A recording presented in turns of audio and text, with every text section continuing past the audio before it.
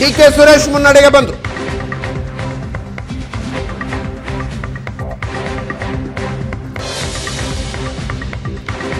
ಕರ್ನಾಟಕದಲ್ಲಿ ಕೆಲವು ಕ್ಷೇತ್ರಗಳಿದ್ದಾವೆ, ಕೊನೆಯ ತನಕ ಹಾವು ಏಣಿ ಆಟ ನಡೆಯುತ್ತೆ. ಇಲ್ಲಿಯವರೆಗಿನ ಶಾಕಿಂಗ್ ನ್ಯೂಸ್ ಗಮನಿಸಿದ್ರೆ ಅದು ಹರಿಯಾಣದ ಕರ್ನಾಲ್ನಿಂದ ಬರ್ತಾ ಇದೆ. ಮನೋಹರ್ ಲಾಲ್ ಖಟ್ಟರ್ ಹಿನ್ನಡೆ ಅನುಭವಿಸ್ತಾ ಇದ್ದಾರೆ. ಮನೋಹರ್ ಲಾಲ್ ಖಟ್ಟರ್ 10 ವರ್ಷಗಳ ಕಾಲ ಮುಖ್ಯಮಂತ್ರಿಯಾಗಿದ್ರು.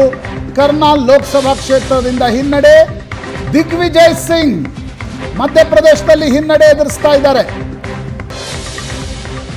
ಉತ್ತರ ಪ್ರದೇಶದ 20ಕ್ಕೂ ಹೆಚ್ಚು ಕ್ಷೇತ್ರಗಳಲ್ಲಿ INDIA ಮೈತ್ರಿಕೂಟ ಮುನ್ನಡೆಯಲ್ಲಿದೆ.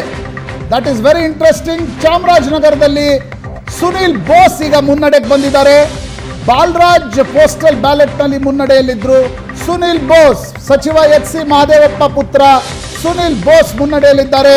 ಬೆಂಗಳೂರು ಗ್ರಾಮಾಂತರದಲ್ಲಿ ಡಿ.ಕೆ. ಸುರೇಶ್ ಮುನ್ನಡೆಗೆ ಬಂದಿದ್ದಾರೆ. ಆರಂಭಿಕ ಟ್ರೆಂಡ್ ನಲ್ಲಿ ಡಾಕ್ಟರ್ ಮಂಜುನಾಥ್ ಮುನ್ನಡೆಯಲ್ಲಿದ್ರು. ಈಗ ಡಿ.ಕೆ. ಸುರೇಶ್ ಮುನ್ನಡೆಗೆ ಬಂದಿದ್ದಾರೆ. ಉತ್ತರ ಕನ್ನಡ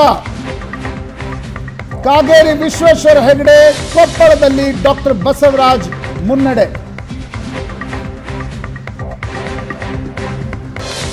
ತಮಿಳುನಾಡಿನ ಶಿವಗಂಗಾ ಕ್ಷೇತ್ರದಲ್ಲಿ ಚಿದಂಬರಂ ಪುತ್ರ ಕಾರ್ತಿ ಚಿದಂಬರಂ ಮುನ್ನಡೆಯಲ್ಲಿದ್ದಾರೆ. ಕಳೆದ ಬಾರಿ ಕೂಡ ಗೆದ್ದಿದ್ರು. ಬಿಹಾರದಲ್ಲಿ 20ಕ್ಕೂ ಹೆಚ್ಚು ಕ್ಷೇತ್ರಗಳಲ್ಲಿ NDA ಮುನ್ನಡೆಯಲ್ಲಿದೆ. ಚಾಮರಾಜನಗರ, ಬೆಂಗಳೂರು ಗ್ರಾಮಾಂತರ ಮತ್ತು ದಾವಣಗೆರೆ, ಚಿಕ್ಕೋಡಿ ಈ 4 ಕ್ಷೇತ್ರಗಳಲ್ಲಿ ಕಾಂಗ್ರೆಸ್ ಮುನ್ನಡೆಗೆ ಬಂದಿದೆ. ಸುನಿಲ್ ಬೋಸ್, HC ಮಹದೇವಪ್ಪ ಪುತ್ರ ಚಾಮರಾಜನಗರದಲ್ಲಿ ಮುನ್ನಡೆ. ಬಿಹಾರ, ಒರಿಸ್ಸಾ, ಪಶ್ಚಿಮ ಬಂಗಾಳದ ರಿಸಲ್ಟ್ಗಳನ್ನು ಕ್ಲೋಸ್ಲಿ ಮಾನಿಟರ್ ಮಾಡಿ. ಅಂತಿಮ ಫಲಿತಾಂಶದ ಮೇಲೆ ತುಂಬಾ ಪ್ರಭಾವ ಬೀರುವ ರಾಜ್ಯಗಳು. ಕರ್ನಾಟಕದಲ್ಲಿ ಟ್ಯಾಲಿ ಬದಲಾಗ್ತಾ ಇದೆ. 17 ಬಿಜೆಪಿ, 5 ಕಾಂಗ್ರೆಸ್ ಮುನ್ನಡೆ. 17 ಕ್ಷೇತ್ರ ಬಿಜೆಪಿ ಮುನ್ನಡೆ, 5ರಲ್ಲಿ ಕಾಂಗ್ರೆಸ್ ಮುನ್ನಡೆ.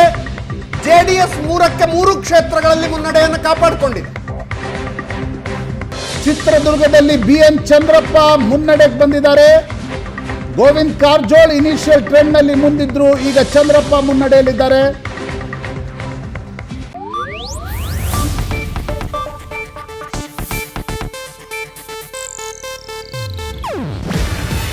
ಇದು ಏಷ್ಯಾನೆಟ್ ನ್ಯೂಸ್ ನೆಟ್ವರ್ಕ್ ಪ್ರಸ್ತುತಿ. ನೀವು ನೋಡ್ತಿದ್ದೀರಾ ಏಷ್ಯಾನೆಟ್ ಸುವರ್ಣ ನ್ಯೂಸ್.